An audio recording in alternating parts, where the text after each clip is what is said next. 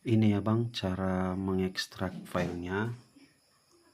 Pertama, arahkan kursor di filenya, arahkan kursor, baru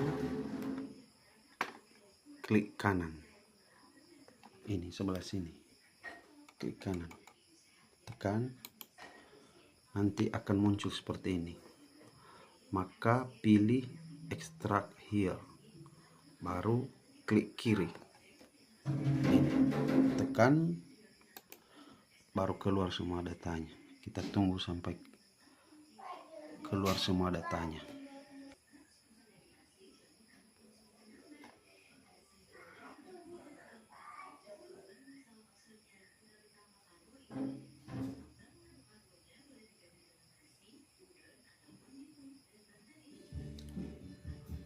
Tunggu aja sampai selesai ya bang.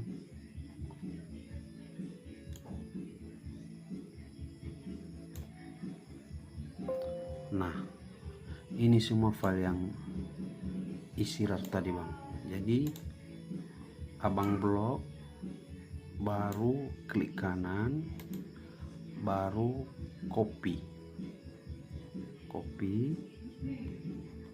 baru masukkan di flash disknya, flash disk,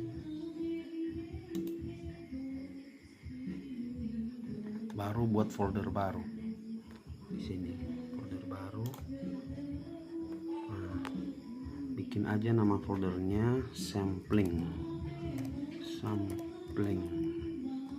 baru enter, sekali lagi. Oke, masuk, baru kursornya klik kiri, baru pilih paste.